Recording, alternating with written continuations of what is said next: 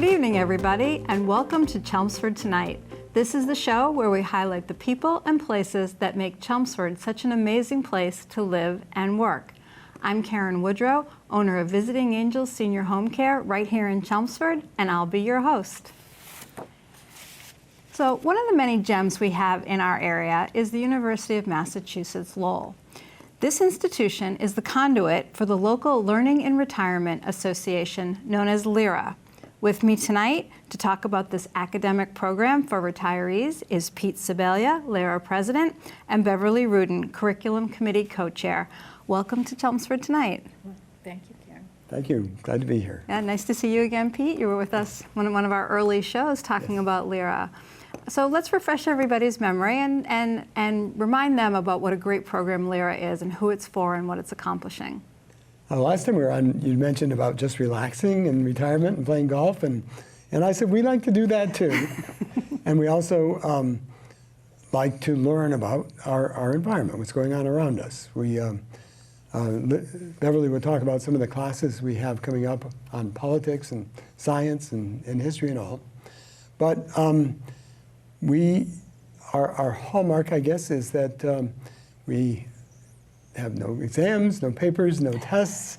You can just come and learn for the fun of it. So it's the good parts version. It's a good parts version. In fact, one of our members during a business of sports class came every single day to our class. It was during COVID. We had them all on Zoom. And she was there every day. And at the end of the class, I asked her, I said, I never would have guessed that you were a sports buff. And she said, I'm not. I don't know anything about sports. And this was a chance for me to learn about it. So this fits right in with LIRA's philosophy of never stop learning, right? Exactly our philosophy, exactly. So how does a person become a member of LIRA? Do I have to enroll in UMass Lowell? Like, how do I get to attend your classes? Very simply, and right now during our winter intersession, anybody can come and participate in the class. It's open to the public. We have a website, and we'll show you the link to it at the end of the class, but it's just www.uml.edu/LIRA. And that will take you to a list of classes, a place to join, a little bit of our history, and information about LIRA. So anyone can become a member of LIRA and then participate in any class that they choose? Right. We have an annual fee. Right now, if you join, you only pay a 6-month fee, which is $85 for a single person and $145 for a couple. And then in July... That is way better than the college tuition. It's way better than the college tuition. And by the way, with that fee, you can go to any or all the classes that we offer. And then the 1-year subscription is... boy, I can't remember. It's $135 for a single and $245 for a couple. It sounds like money well spent, because I had the good fortune to seeing a video clip of this morning's class. The class took a field trip to Billerica Access TV and got sort of hands-on learning about what it was like to be in a studio and work at a TV station like this one, Chelmsford TeleMedia. So why don't we watch the clip of the class heading off to learn about public television.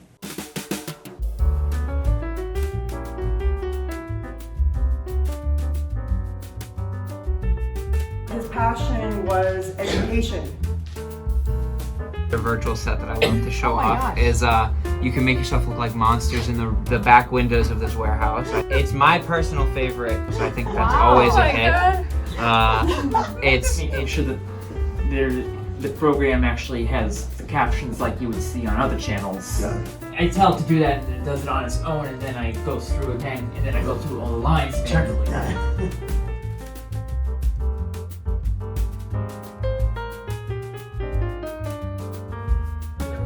Those are the 3 cameras. There's camera 1, camera 2, camera 3. So that if I switch here, but usually what I'll do is, if I'm the director, I'm going to call it out to you. So I'm going to say, ready, camera 2, and then you say, take 2, and you hit the cut button. Ready, camera 1. Really well, and it's called house plant. If I ready, had camera 3. More. Well, that really looked like a fantastic learning opportunity for the retirees that are members of LIRA. But with that, I'm going to put in a plug for Chelmsford TeleMedia. If anyone would like to volunteer and be part of our TV programming, that would be great. If anyone has an idea for a story segment for Chelmsford Tonight, we'd love to hear from you. So back to LIRA. Beverly, tell us about the curriculum. Give us a flavor of other classes that someone can take at LIRA. Well, I'll give you some titles of types of classes. We have science, history, current events, literary classes, topics of interest to our members, travelogues, tours, plays, book and film discussions. So within those, I can name a few of the classes that we had last fall and maybe a couple of classes that are coming up for the spring. In science, we had artificial intelligence, which was presented by some of our members, and one of the members' son was a doctoral candidate at UMass Lowell, and he actually was part of that presentation. Oh, how fun. And our president, Peter Sebelius, did a video course on dark energy and dark matter, very into physics. And, You really do never stop learning, right? and then we've had another UMass Lowell professor did weaning off carbon, which is interesting to a lot of people that are worried about global warming and such. And one of our ongoing tours is a tour of the Billerica Waste Recycling Center. And we have extended that a few semesters now because everybody wants to sign up for that and see what's going on there. Wow. We had an interesting course on solar eclipse, and there is one coming up in April, but we had Kelly Beatty, who is he was on Sky and Telescope magazine, and he came and did a presentation. Beverly, what's your favorite class that you've taken or that's coming up? Do you have a favorite? I think that I'm looking forward to, I love the literature classes, and one of our members is going to do a class on and I have it right here, Chaucer. Oh, Old English. That takes me back to my days as an English major. Wow. So I'm looking forward to that. But some of the other things, we've had local authors come and talk about their books. And coming up in the spring, a local author, Charlie Trujillo, is coming to talk about his book, Little Canada, and there's another part of the title, but it's a coming-of-age story, and it's focused on the urban renewal done right around the East Campus area. So we're all looking forward to seeing that. We've had Shakespeare, we've had mystery writers talk about them. We have a current events program that's called Great Decisions, and it is the world's largest discussion program on world affairs. So this is on Thursday mornings, and it's very well attended, and you have a book that goes with it, and it's a very good discussion. I'm sure that you never run out of fodder for that kind of current event class. And then this spring, here's another upcoming class. We're going to have a class by Professor Frank Talty, UMass Lowell, who now is retired to Florida but comes up here for the off season.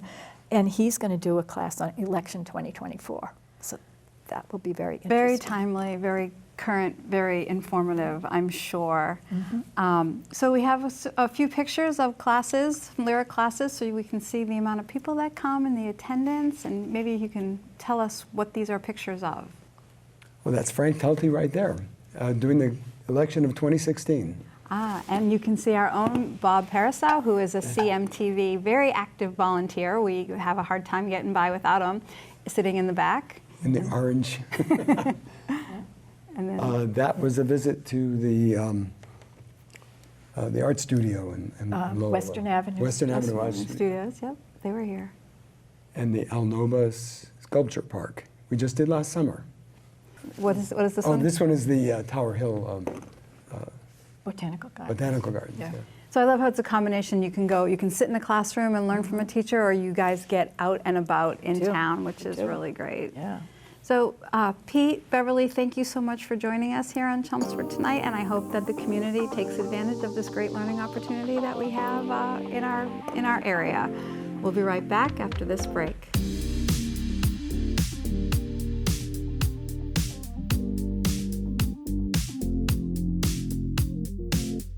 Back in March of 2022, Chelmsford Tonight had the honor of hosting Nicolle Trujillo, the famous singing custodian from the Harrington Elementary School, on our show. Here's a clip from that night. As we head into the credits, I would like Nico to send us off with a song. I hope the Chelmsford Harrington School kids are listening, because we're getting a special performance tonight.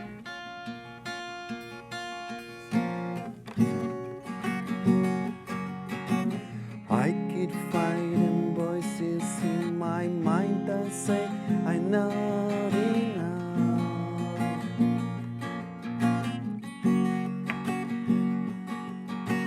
Everything I like that tells me I will never measure right. 2 years later, I'd like to welcome Nico's daughter, Nicolle Trujillo, to the show, along with her music partner, Demetri Malvers. Welcome to Chelmsford Tonight. Hi, how are you? Thanks. Thank Thank you. you. for having us.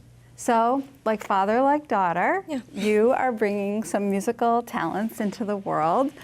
So tell us about how you got your start in music.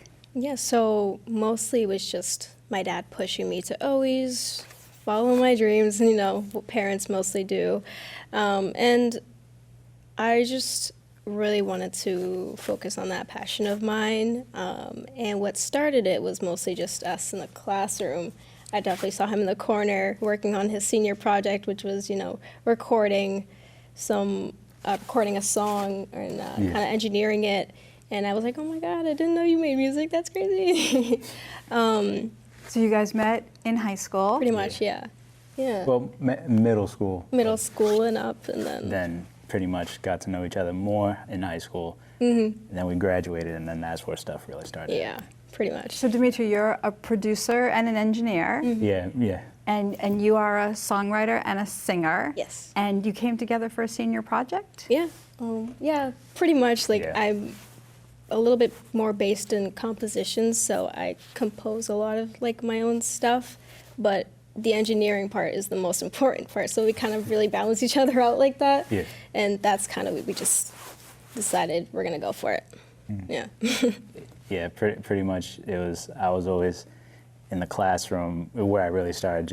I had my computer on me at all times, and I was always making beats and always looking at YouTube videos of just random music artists or producers, and just pretty much self-taught myself how to do all this. And then eventually I figured out she likes to sing, make her own music, and so we connect at some point after graduation mainly, and I have her come over to my house, and we've been working on music ever since, pretty much. Yeah. And you have I don't know, it's not a band, but you have a musical group. And Yeah. tell us the name. Yeah, so it's Glizzando.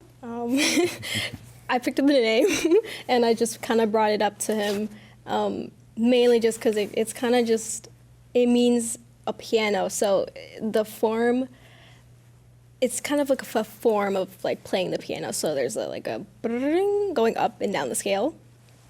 That's what a glissando is, but it's with two S's. So we just kind of changed it to Z's, because why not? You know. It's a little more glizzy. It's a little more, exactly, sparkle. But yeah, that's pretty much how the name came to be. Oh, that's great. Yeah. And what kind of music is it? So mainly we started off with instrumentals, like R&B, trap, but we wanted to kind of tackle a little bit something different, play with experimental sounds, and we do kind of like synth music, electronic, hip hop beats, R&B, pop, Latin, just kind of a mixture of it all. All right, so you guys provided us with a little video Yeah. from studio session where you're together. It looks like a bunch of your musicians and friends. And I think we People, should yeah. take a listen just to get an idea of what Glizzando sounds like.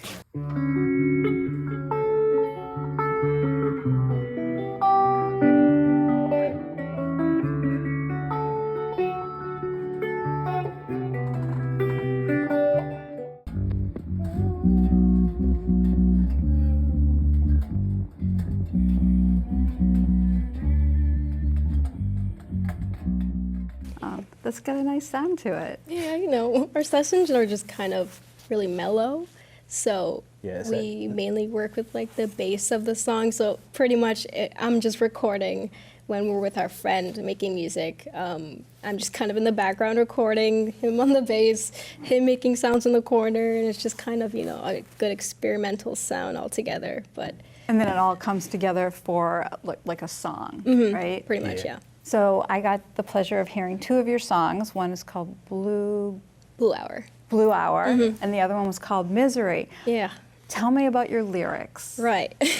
So it's mainly, I kind of like to focus on the feeling of the song, and I kind of take out a couple words that come to me, and I have to just kind of write like a line or two, and if that doesn't work, I work out another line or two with a different word that comes up to me, and I start to put different emotions into the lyrics and different emotions that also come up. So I could have a whole bunch of lyrics written for that song, but if a different emotion comes up right away, I'm gonna write about it, scratch the other one and start writing about that other emotion that came up. So for Blue Hour, it was just kind of about being that friend in the corner, like in the lyrics. So it's just basically that friend who is around for you. That's kind of how I felt when I was writing. Were you picturing Demetri Yeah, I was in the like corner of your being that classroom? friend for Demetri, you know,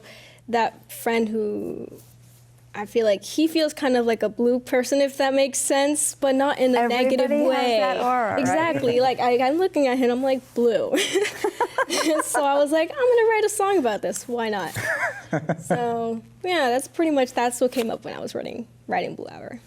So do you mostly get your lyrics from when you hear the music and it draws emotions, or are you the kind of person that's walking down the street and all of a sudden, like, the words will come to you and you have to stop and write it on a napkin Oh, I or wish. pull out your phone? I always get my best ideas when there's nothing to write around me, so then I walk and then I completely forget about it. So I tend to scratch those ideas when they come up to me, and it sucks because it's like, it's such a good idea, and I'm like, oh man, I forgot what I just thought about. But in the moment, I'm like, okay, you know what? I'm just gonna have to focus on the moment. So it's really just the writing process for me is just the moment. So I tend to write the song all in one. It's never like in segments, if that makes sense. So it all sort of comes to you at once. All at once. Pours out of your Exactly. heart and soul. Yeah, that's why I have so many different like scratched lyrics. So I have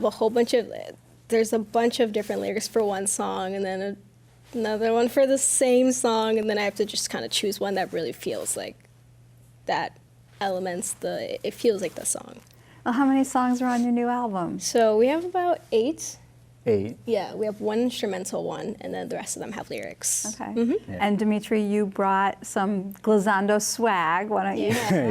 Let's see it. Yeah. So this originally, when I came up with the idea, was for a Christmas gift for her, and so I ended up making 2 of them, one for her, one for me, pretty much. And soon it's, for all of your fans. Yeah. hopefully, if we get some fans. But yeah, so it's pretty much. I guess if you can see Sweater. that, yeah, it's a sweater where it's. The photo was pretty much from when we were just hanging out one day. We decided to go to this is pretty much the parking lot of our old school, and we just took our phone out and just decided taking photos from everywhere. Photo shoot. And I see you behind the Z and the. yeah, you can barely see us in the background. Or like we're right there, those teeny tiny dots. Yeah. Okay. And then the back. And then the back is it's not easy to tell what it is, but we were this is on the back of it where the we filter. where we were driving, and I'm always driving in the car, Yeah. and she decided to take a photo off of the reflection of the window, and so and then I just did a bunch of editing to it where it looked like it was like just a bunch of streaks going by the car. Oh, that's very cool. I don't know, it was just a random idea I had. Random thought, just became our merch now. Merch. That's great. Yeah. Well, I'm sure when everyone listens to your album, they'll be calling you for some sweatshirts. Oh, how's your dad feel about all this? Oh, he's just supportive. He really is. He's always been my inspiration, my influence, and I always take the feeling that he gives me and put it into my music because I know he's there in the corner, always just giving me that. What's the word? The force, if that makes sense. The force to keep going, because there are some days where I'm just like, this is a lot. I can see how he could be very motivating. When he was on the show, he talked about how he got his start as the singing custodian, that the kids would go down during, COVID, and he just brought music to them to try and bring them out of the funk that they were in. So I think that Glizzando will be doing the same thing in this new world that we're in. Our families are very supportive, always there in our corner. They're really, really supportive. They're just, they want this for us. Yeah, my mama and my pops, they really, they didn't stop me to say, like, think about trying to get like a real job. When I got out of high school, I didn't want to go to college because it just wouldn't work for me. So my dad helped me find a program where I could intern at a studio, and so that's pretty much where I learned to get certified in audio engineering. And so my dad pretty much helped me become an engineer and find a place where I could learn.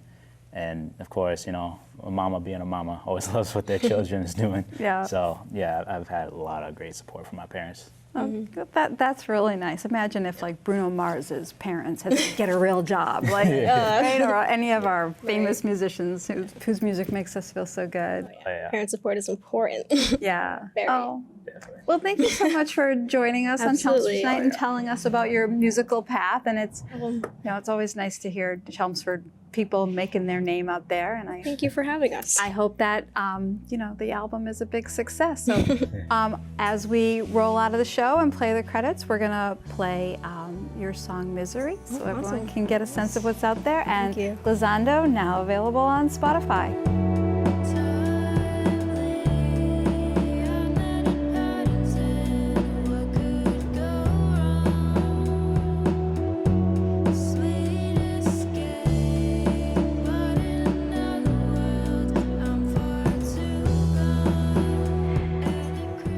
Budgets are always a hot topic of conversation. There never seems to be enough money, especially for the arts, and that's where the parents can step in. With me tonight is Kerrie Morris, co-president of Chelmsford Friends of Music. Thanks for joining me. Thanks for having me. So Chelmsford Friends of Music is a program that tries to support the Chelmsford Public Schools in creating more music opportunities for the students in kindergarten through grade 12. Is that right? That's correct, yes. So why don't you tell us a little bit about Chelmsford Friends of Music? Well, like you said, we're the support program for the Chelmsford Public Schools K through 12 music programs. We provide scholarships. We help support the kids going to their district's competitions. We pay the fees for that. So if families don't have enough money to have instruments for their students that are interested in being part of the music program, do you help in that area? We have programs for that, but that generally isn't the way we can help. The schools actually have programs in place for kids who can't afford it. We don't ever want to have a kid not be able to be part of the program because they can't afford it. We've taken donations of instruments. We've been able to pass that on to the teachers, and then they distribute it to the kids as needed. We try to help support them to do things outside of the program. We've had kids go to the Boston Youth Symphony Orchestra. We've had kids do the Mass Youth Wind Ensemble in Boston. They're getting to play in Symphony Hall and Jordan Hall at the New England Conservatory. And these programs are expensive, and it's good. They go, they learn from new people, learn different approaches, and then bring it back into the program. So we're helping support that as well. So you're enriching the enrichment programs. Absolutely. And we also do that. We have 2 programs that we're running. We have enrichment programs that teachers can ask us if they need something. But also we have the Adam Gregoire enrichment program where we support Jazz Fest and String Fest, where they'll bring a clinician in, work with the kids, and it's the whole ensemble, essentially. And it's a great experience for the kids. So these are programs in the school that the school wouldn't necessarily be able to afford without Chelmsford Friends of Music. That's correct.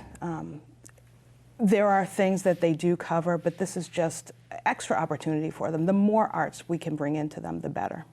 And this program's been going for a long time, about 44 years. It has. My understanding is when they started, there was a lot more need because the money wasn't in the budget for things like instrument repairs or providing instruments to the schools. Now we get to do all the fun stuff. You know, we get to give the kids scholarships for college and camp and these other programs.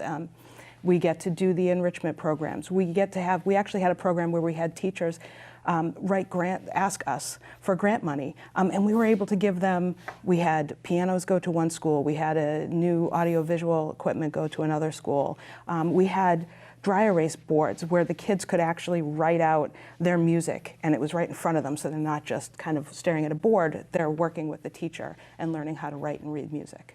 Oh, that sounds It is. really great. And how do you do your fundraising? The biggest thing, we have a bottle and can drive that runs from about March to November, the second Saturday of every month. We have the kids come in and volunteer, which is great. That's our biggest fundraiser. Post-COVID, we're trying to regroup and figure out how to best keep the program going. So we decided to do Chelmsfordopoly, which is something that, and it's my fault because I said, how hard could it be? And they remind me all the time, it was hard. However, it's really cool. It's basically a regular Monopoly game. Everything on the board is Chelmsford business, and it plays like a regular board. It's actually very cool. The businesses have been amazing. People love it. It was great at Christmas time. We're still selling them. And it's been about probably a $15,000 fundraiser at this point. That's a lot of Chelmsfordopoly being played around town. It is. It absolutely is. And you know, when it's done, we should have about double that. And that's going to ensure that we'll have this money to support the kids for years to come. That's great. Now, I heard there's someone special on the dollar bill of your game. Jay Lang is on our dollar bill. And actually, we were fortunate enough to have him come to one of our meetings. There were some questions on the new reorganization. He was there to answer the questions. And jokingly, I said, we were going to ask you to be on the dollar bill, but decided against it. And he said, wait, is it too late? And we said, nope, not too late. So he is on the dollar bill. And he is, can you tell everyone? I'm sorry, the superintendent. Superintendent of schools. So he is on our dollar bill. Oh, the kids must have fun playing with that. It's probably the reason we're such a good seller, because I think the teachers like it, the parents like it. It's just fun. It's just really fun. Well, good. So you've got you're doing it this year, and you hope that in the future you'll come up with some other fundraising ideas. Yes. The issue we have right now, we have meetings about quarterly now. And it's the same kind of group of people who are there. Anybody can come. If you're a parent, you can come. If you just love music, you can come. We need ideas and we need people. And we're learning that when these people come in, there might be one or two things that they're just really good at, and we're giving them things to do that's in their wheelhouse. You know, you're really good at sending emails or talking to people on the phone or asking for money. Great, we can put you to work. So, yeah, that's where we are right now. Okay, Chelmsford, if you have a love of music or if you have just a love of the students in kindergarten through 12 in the Chelmsford schools, please join their committee and let's get some ideas going for some fundraising for next year so we can keep these enrichment music programs going for the kids. Kerrie, thank you so much for being with me. Thank you for having me.